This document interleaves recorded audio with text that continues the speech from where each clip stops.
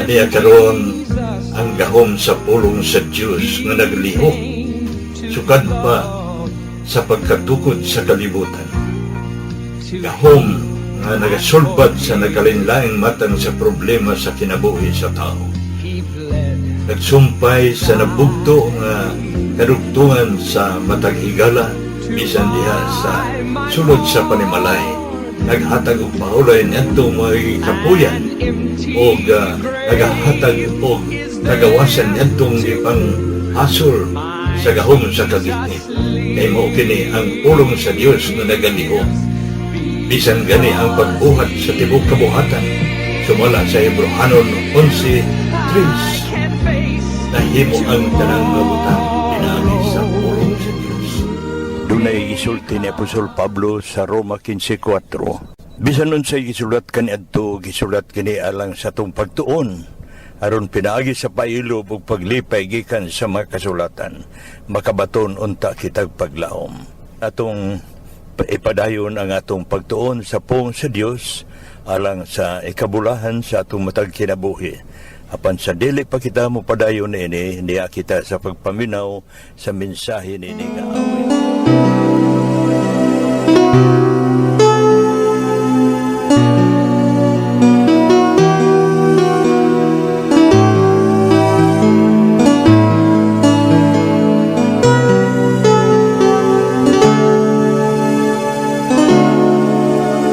Kasing-kasing ko, Ginoo, kanunay may awit kanimo, tungod sa imong kamaayo, ugog mga walay pagkabago, dili malabwan, dili mabayran, ang tanan mong mga buhat, ang kalipay nga gibati ko, nakita og nasayran mo, ang kasing-kasing po, Ginoo, kanunay may awit kanimo, tungod sa imong kamaayo, ugog mga walay pagkabago, dili malabwan, dili mabayran, ang tanan mong mga buhat,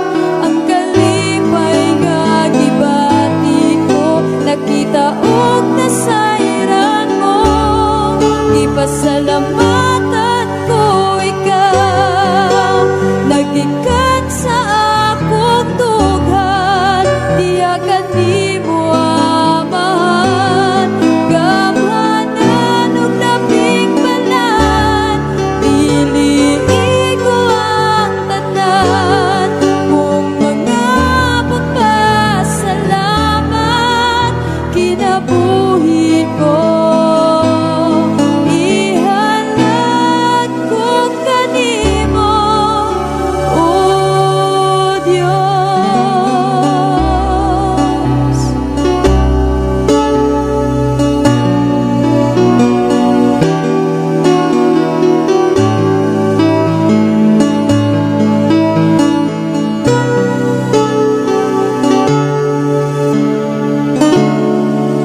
Pagkabulahan ko gayon, kay gimahal mo, O Diyos, sulod sa akong dughan, ikaw akong pasalamatan, gipasalamatan ko ikaw, nagikan sa akong dughan, diha kanimo amahan, gamhanan og labing balan, dili igo ang tanan mong mga pagpasalamat, kinabuhi ko, ihalad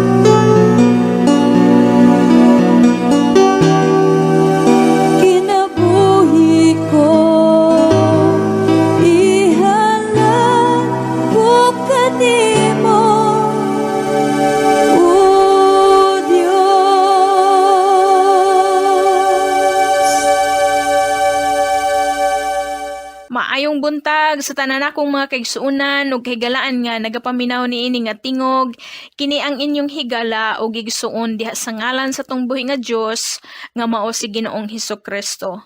Joy Pilais Valiwald. Salamat sa tong buhi nga Dios sa iyang pagtugot kanato nga makadangat na usab kita nining adlaw alang sa pagtuon sa iyang mga pulong. Salamat usab sa inyong panahon ug ang Ginoo nahimuot nga nagsud-ong kaninyo sa inyong paghatag og higayon alang sa pagpaminaw sa iyang mga pulong. Dalaygon ang ngalan sa tungboy nga Dios. Alang sa tong pagtuon, ani kita karon sa libro sa 1 Korinto Kapitulo 12, versikulo 1 ngadto sa 11. 1 Corinthians chapter 12, verses 1 to 11. Paggamit sa gasa o hiyas. Unsaon nato sa paggamit sa gasa o hiyas nga hinatag sa balaan nga espiritu ug alang sa kahimayaan sa Dios. Sa bata pa ko, may hapra sa ako nga tudlo ang higayon nga nakadawat ko og gasa o regalo. Ma-birthday man kana o pinaskuhan nga regalo, nihit ka ni adto sumala sa akong panumduman. Ako ang kinamanghuran, so ako ang kanunay nga iwit og halos I should say 99% mga tinubuan na ang akong nadawat. Ug ang pinakagihigugman nako nga regalo sa nagidad ko og 7 anyos tingali kadto mao ang usa ka ukulele nga bag-o jud, brand new nga gipalit sa akong papa samtang didto siya sa Cebu nag-attend og convention ug mao kadto ang iyang gasa alang kanako. Dakong kahinangop ang akong gibati tungod kay sa sayong edad makamao naman gud ko nga mukaskas og sista o gitara ug tingali naluoy pod nagsud-ong ang akong amahan nga magkamalisod ko og kupot sa pagkadakong gitara kay lagi dagko pa ang mga gitara kaniadto ug karon nag-downsize na ang mga gitara kay tingali tungod sa kamahal na siguro sa mga materyales.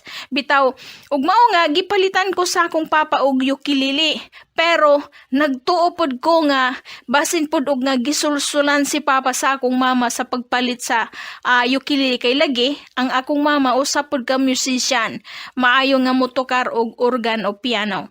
Anyway, so kung maghisgot kita og umaabot nga birthday o umaabot nga Pasko, ang naa sa atong hunahuna mao ang gasa o regalo. Unya kung maghisgot pud kita og gasa o regalo, kanang regalo nga para kanato, manghinaot kita nga ninduton unta og mahalon kini ug labaw sa tanan ang atong magustuhan jud kaya naaman jud ang kasina ug kung dili nato magustuhan ang regalo nga atong madawat. Mga bata og tigulang nindot og matahumbation ang makadawat og gasa o regalo. Malipay kita kung makadawat kita og gasa o regalo. Mga igsoon kog higala, ang tinuod katuyuan sa paghatag og gasa o regalo dili alang sa pabor-pabor ug dili alang sa kasina. Ang katuyuan sa paghatag og gasa o regalo mao ang pagpadasig sa matag usa uban ang kalipay ug pagpakigdait ug pagpaambit ngadto sa uban. Ang katuyuan sa paghatag og gasa o regalo ngadto sa uban mao ang pagpadayag sa gugma ug pagpaambit sa grasya ug kaluoy nga libre usab nga gihatag sa Ginoo dinhi kanato. Pero subo pa malandungon nga adunay mga tawo nga dili sila makamao nga mupasalamat o appreciate sa simple nga pagpaambit sa gasa o regalo kay kuno unta og gikwarta na lamang kuno ang gihatag aron nga ikapalit nila sa ilang gusto ug sila na lang kuno ang mag-igo kung unsay ilang paliton. Ngano man nga ato man nga but-an ang naghatag ug kini nga klase sa batasan mao kini ang gitawag nga ignorante o walay puangod. Mas nindot kung atong batasanon ang pagkamapasalamaton sa bisan unsang butang nga atong madawat gikan sa uban nga libre nga gihatag kanato. Kining atong gihisgutan Mahitungod lang kini sa mga gasa o regalo nga alang lamang sa atong kaugalingon ug kalibutanong kalipay. Apan dinhi sa atong pagatun-an karon sa libro sa 1 Korinto kapitulo 12 bersikulo 1 ngadto sa 11 atong hisgutan ang mga gasa o hiyas nga gikan sa balaang espiritu sa Dios. Ug ang makadawat nining mga gasa o hiyas kadtura nga mga nagpagamit sa Ginoo, kadtura sila ang gihatagan nining mga gasa o hiyas. Kining libro sa 1 Korinto, gisulat kini ni Apostol Pablo ngadto sa mga Kristohanon sa Korinto ingon nga usa ka sulat sa pagbadlong alang kanila. Ug ngano nga gibadlong man ni Apostol Pablo ang mga taga Korinto? Ang mga Kristohanon sa Korinto, mga badlungon, mga siaw, og nga daghan sila og grupo-grupo, og nga aduna sila pagbingkilay, pagsumpaki, og pagkasina batok sa usag-usa, pagtandi-tandi sa ilang mga gasa o hiyas kay kuno, ang usa ka grupo nila lihiro, ang usa dili lihiro, ang usa ka grupo dili mga lihiro, walay hiyas, og nga ang usa ka grupo mga espirituhanon kuno sila, og nga ang uban pod nindot daw ang gasa og hiyas nga nadawat, og ang uban pa nga mga pagpasigarbo ug pagtandi-tandi. Ug labaw sa tanan nga nagkasumpaki sila mahitungod sa gasa sa Espiritu Santo kay kuno mas labaw ang nadawat nga espirituhanong gasa sa usa kaysa uban kanila. Ug gitawag sila ni Apostol Pablo nga mga ignorante kay nagpataka rapod sila og gamit sa ilang gasa o hiyas. Ug hangtod karon, bisan asa nga kasimbahanan, naagi hapon kini nga mga panghitabo, kini nga mga batasan, pagbingkilay, pagsumpaki, pagtandi-tandi ug kasina. Ug dinhi sa atong teksto sa 1 Korinto kapitulo 12 bersikulo 1 ngadto sa 11, adunay siyam ka mga gasa sa balaang espiritu nga atong pagahisgutan. Agin dili kini tanan madawat ni dili tanan makadawat niini tungod kay ang balaang espiritu lamang ang magbuot sa paghatag og kung kinsay iyang kasaligan sa hiyas. Busa nagpasidan si Apostol Pablo nga kinahanglan nga dili kita magpataka og angkon sa gasa o hiyas, og dili usab nato yaga-yagaan, og dili nato ipasigarbo ngadto sa uban. Hinunoa kinahanglan nga atong gamiton ang mga gasa sa balaang espiritu uban ang kataha ug pagbalaan. So ang siyam ka mga gasa mao kini. Ang una, kaalam o wisdom. Ang kaalam mao kini ang gasa sa paghubad sa mga damgo ug mga panan-awon. Ug pinaagi sa kaalam, ang usa ka tawo makahatag siya og mga pahimatngon ug mga pahinumdum ngadto sa uban. Ug pinaagi sa kaalam, ang usa ka tawo aduna siya mas lawom nga panan-aw kaysa uban ug pinaagi niini nga gasa pwede usab siya nga makahatag og mga langitnong mensahe gikan sa Ginoo. Mga mensahe nga makapahupay sa mga kagulanan. Ang ikaduha nga gasa o hiyas mo ni gitawag og kahibalo or knowledge. Ang kahibalo pwede ni nga makuha pinaagi sa pagtuon. Ang usa ka tawo makabaton og kahibalo mahitungod sa Ginoo pinaagi sa pagbasa sa Biblia. Kining gasa sa kaalam o gasa sa kahibalo, pwede pod ni silang duha nga mag-uban.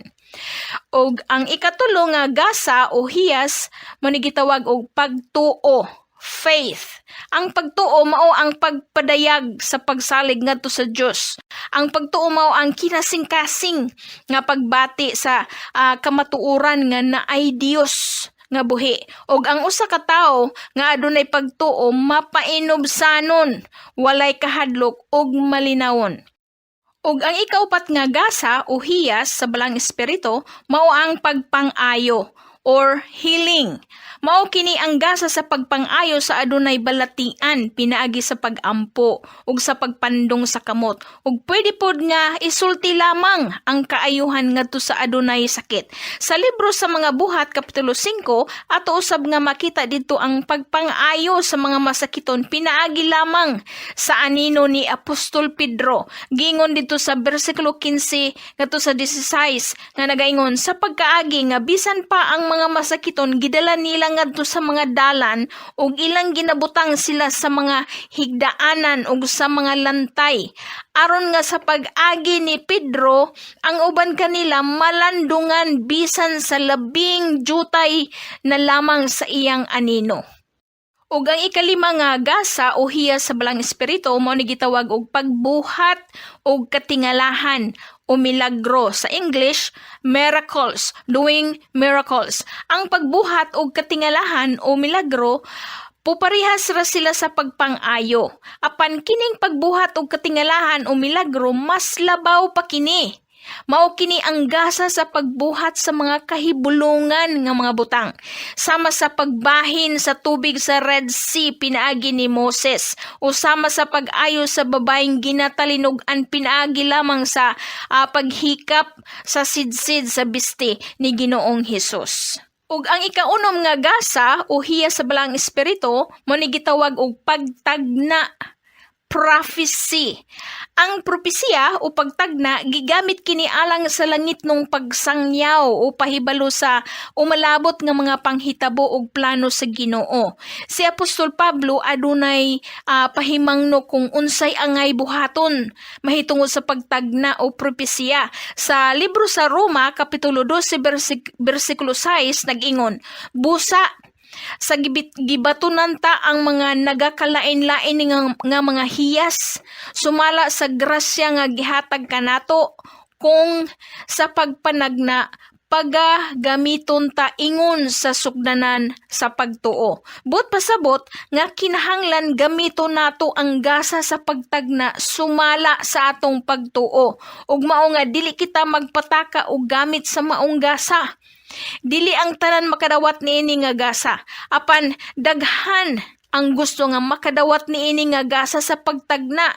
Ilabi na karong panahona og nga ipamugos nila sa mga tao ang ilang pagpanagna ug pagpatuo nga gisultian kuno lagi sila sa Ginoo nga mao kini ug mao kana.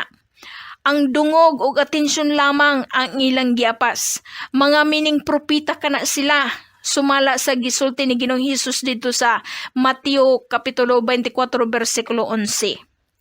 Ug ang ikapito nga gasa o hiya sa balang espiritu mo ni gitawag og pag-ila sa mga espiritu or discernment of spirits. Kining pag-ila sa mga espiritu dili kini paghukom sa mga espiritu.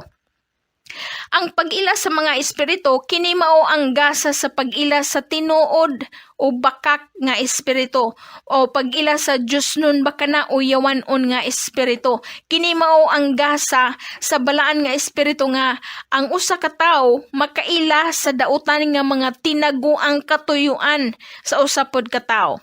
Sumala dito sa 1 Juan kapitulo 4 bersikulo 1 nga nagaingon, mga hinigugma, dili ninyo pagtuhuan ang tanan nga espiritu, kundili sulayan ninyo ang mga espiritu kung iya ba kini sa Dios. Kay daghang bakakon nga mga manalagna nga nanungha sa kalibutan. Busa, kinahanglan nga magmatngon kita sa mga espiritu o mga tao nga magpatuo nga alagad sila sa Dios. Ug ang usa sa mga ilhanan nga mga mini sila, mao ang ilang matamis nga mga pinulungan aron sa pagpahumok sa mga kasing-kasing ug sa paghaylo o sa pag-akit sa mga nakadungog aron nga makadawat sila og pahalipay sa lapianong bahin o offering. Kwartara og regalo ang ilang giapas o gihimo nila nga panginabuhi ang pagsuroy-suroy dala ang pulong sa Ginoo. Diha sa atong relasyon o sa pagtuon sa pulong sa Dios makabaton kita og kaalam og kahibalo sa pag-ila sa mga espiritu pinaagi usab sa tabang sa balaan nga espiritu. Ug ang ikawalo nga gasa o hiyas mao ni gitawag og pagsulti og nagakalain-lain nga pinulungan or speaking various kinds of tongues. Kini nga gasa mahitabo lamang kini pinaagi sa dihog sa balaang espiritu ug alang ra usab kini sa pagpalig-on sa kaugalingon nimong relasyon diha sa Ginoo ug dili kini alang sa pagpasundayag sa kadaghanan. Ang pinakaunang ehemplo sa pagsulti og nagkalain-lain nga pinulungan atong makita dito sa libro sa mga buhat kapitulo 2. Ug mao kini ang gasa sa pagsulti sa pinulungan nga wala hiton pero nakasulti ang maong nakadawat sa gasa. Ang ikasiyam nga gasa o hiya sa balang espiritu mao ang paghubad sa mga pinulungan or interpretation of tongues. Ang paghubad sa nagkalain-lain nga pinulungan gikinahanglan kini alang sa mga nakadungog usab sa nagsulti sa lain nga pinulungan aron nga dili mulabay nga kawang ang maong pagsulti sa nagkalain-lain nga pinulungan. Ug atong hinumduman nga adunay balaod sa pagsulti ug paghubad sa nagakalain-lain nga pinulungan. Ang balaod sa pagsulti ug paghubad sa nagakalain-lain nga pinulungan atong makita sa 1 Corinto kapitulo 14 bersikulo 13, bersikulo 27 ug bersikulo 28. Ug ang bersikulo 28 lamang nagaingon, apan kung walay maghuhubad, humilom siya sa iglesia ug magsulti sa iyang kaugalingon ug sa Dios. So, kung walay maghuhubad, dili na ipadayon ang pagsinggit-singgit sa pagsulti sa lain nga pinulungan. Sumao kini ang siyam ka mga gasa sa Espiritu Santo. Ang una, kaalam, ikaduha, kahibalo, pagtuo, pagpangayo, pagbuhat og mga milagro, pagtagna, pag-ila sa mga espiritu, pagsulti sa lain nga pinulungan, paghubad sa lain nga pinulungan. Ug kining mga gasa o hiyas, mahimo lamang kini o mapaaktibo pinaagi sa dihog sa Espiritu Santo. Again, dili ang tanan makadawat niini tungod kay ang balaang espiritu lamang ang magbuot sa paghatag og kung kinsay iyang kasaligan sa hiyas. So dili kita magpataka og angkon gawas kung napamatud-an pinaagi sa resulta sa maong gasa o hiyas. Ug ato usab nga hinumduman sa akong gisulti ganina nga kining sulat ni Pablo alang kini sa mga taga-Korinto ingon nga sulat sa pagbadlong tungod sa ilang mga kinaiya sa pagtratar o pag-abusar sa paggamit sa mga gasa o hiyas sa Espiritu Santo nga ilang gikumpara ang ilang mga kaugalingon batok ngadto sa uban. Ang mga Kristohanon sa Korinto, mga badlungon, mga siaw og puno sa pagpasigarbo o pagtandi-tandi sa ilang taliwala, dakong kasubo ang gibati ni Apostol Pablo tungod sa kinaiya sa mga Kristohanon sa Korinto nga parabang mga bata nga walay mga buot. Maigsun ko higala, tagsa-tagsa kanato aduna kitay gasa o hiyas nga gihatag sa Ginoo kanato apan kadaghanan kanato wala makaila sa maong gasa o hiyas tungod kay gihatagan hinuon nato og kabugaton ang pagpamantay uban ang kasina nga to sa mga tao nga klaro nga gipalihok nila o gigamit nila ang ilang mga gasa o hiyas. Mas bisita sa pagpamantay sa uban tao. Kasagaran sa mga kasimbahanan karon anaa ang pagtandi-tandi kung kinsay pinakanindot og building, kinsay daghan ang manimba o kinsay maadyo og worship team o kinsay ilang pastor ug uban pa. Adunay mga kasimbahanan karon nga sama sa mga taga-Korinto nga nag-antos sila sa kagubot, pinaagi sa pagsumpaki o sa bisan gagmay nga mga butang. Magkasumpaki sila tungod sa doktrina o pagtulunan o pagtuo. Magkasumpaki sila tungod sa mga pamaagi sa kalihukan sulod sa iglesia. Magkasumpaki sila tungod sa sa pamatasan og kinaiya sa matag usa. Magkasumpaki sila tungod kay adunay gusto nga maguna ug ang uban dili makadawat. Kining tanan binuhatan kini sa mga bata og pangisip. Ug kining tanan sugyot kini sa yawa nga nagakalipay magsud-ong kanila. Igsuon og higala. Ikaw nga naminaw karon, aduna ikaw gasa o hiyas nga gihatag sa Ginoo diha kanimo. Susiha og ilha kana Kung unsa ka ng imong gasa o hiyas nga anaa kanimo og gamita kana sa hilom og dili sa garbo og sa pagpasundayag og alangad to lamang sa kalinaw og pagpakigdait sa iglesia. Ang 1 Pedro, Kapitulo 4, versikulo 10 ngadto sa 11, nagaingon, sumala sa nadawat nga hiyas sa tagsa-tagsa, mag-inalagaray kamo niini sa taliwala ninyo. Ingon nga mga maayong tinugyanan sa nagakalain-laing grasya sa Dios. Kung may tao nga magasulti siya ingon sa mga pulong sa Dios. Kung may tao nga mag-aalagad siya ingon sa kusog nga gihatag sa Dios.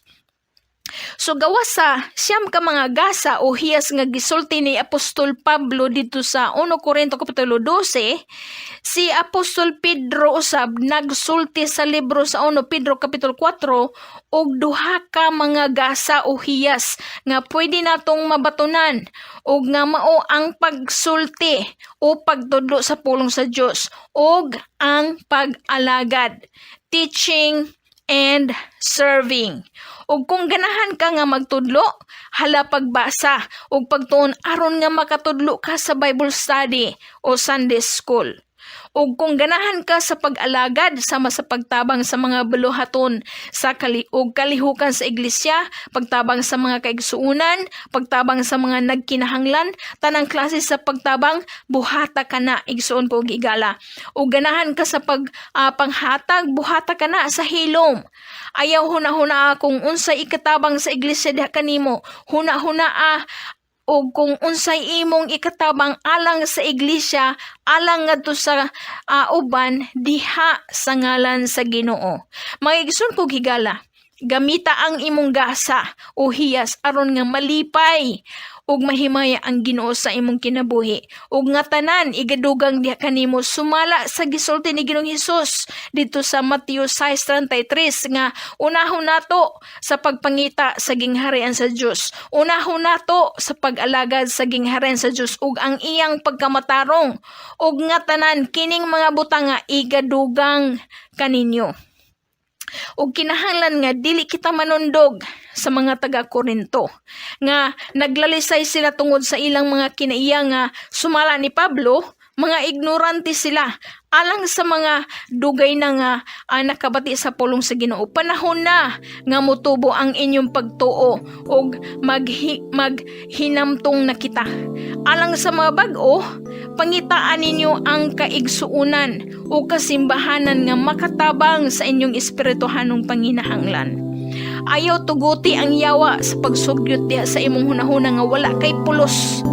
Kay kitang tanan adunay gasa o hiyas nga gihatag sa Ginoo dinhi kanato.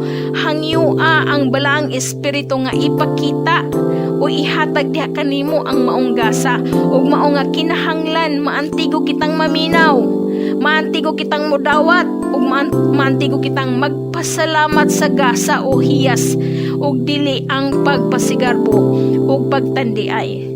Dalay ko ang ngalan sa tong buhi nga Dios.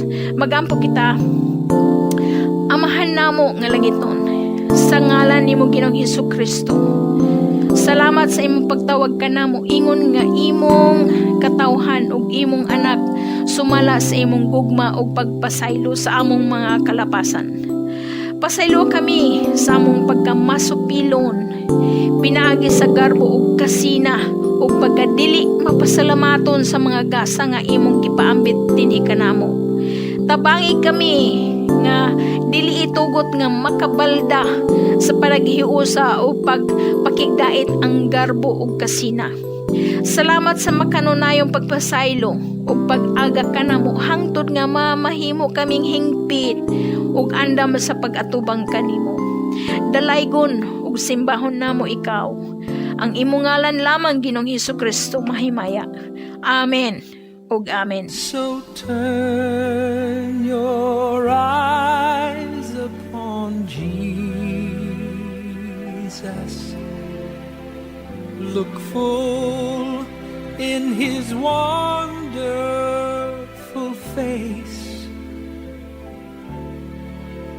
and the things of earth will grow strangely dim in the light of His glory. Mga kaigalaan o mga kaigsuonan, alang kaninyo nga walay higop pang kaibado kung hain kita niini nga nagapagawas sa mensahe ang among dapit His God's word Miracle Revival Center shall not San Agustin Tomas Opus sa Dirlete. Nagabi-abi kang ikanunay sa tanan nga mudool alang kadila nga dunay pagpanginahanglan labi na sa mga butang espiritu anon. Dugang paniana ang atong kinabuhi samtang nagpadayon pa usap. Ato kining paimuslan kay dunay mga maayong butang then go. nga ato ng nasinati sa atong kinabuhi kung ato kining gipagawas nga na kaninyo sa mga butang nga gikinahanglan nga atong mabatunan dinhi sa atong gitanon nga kinabuhi. Maayong Salvation buntag to kanina tell. Just turn your eyes upon Jesus. Look full in His wonderful face, and the things of earth will grow strangely dim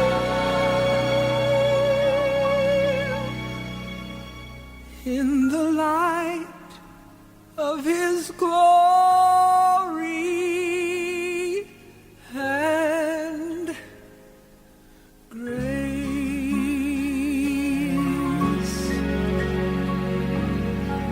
Jesus.